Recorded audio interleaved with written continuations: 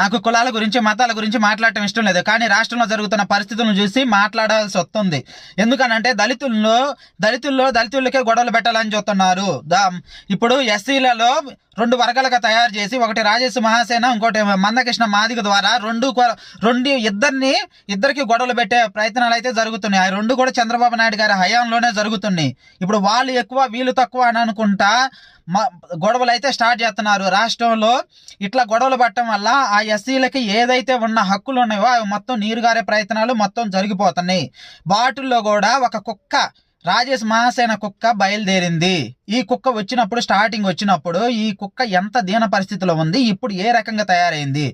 అటు చేసి ఎస్సీలది మొత్తానికి తప్పు, దళితులు మొత్తానికి తప్పు అని చెప్పి ఏ సంఘటన జరిగినా కానీ మొత్తం దళితుల్ని ఎస్సీలని తప్పు పట్టించే విధంగా చేస్తాడు. ఇంకొకటి క్రిస్టియన్స్ని అయితే మొత్తానికి అణగదొక్కే తప్పుడు ప్రయత్నం మొత్తం చేస్తాడు. ఎందుకంటే వీడికి క్రిస్టియన్ అనే పదం వాడుకోవటం వల్ల వీడికి వచ్చిన ఎమ్మెల్యే పదవి పోయింది, ఆ టికెట్ పోయింది కాబట్టి వీడు పగబట్టుండు. నమ్మొద్దు, మేక వండిన పులి లెక్క, పులి కూడా కాదు, తోడేలు నా కొడుకు వీడు. నమ్మకండి, కుక్కనే నమ్మకండి, ఆలోచించండి.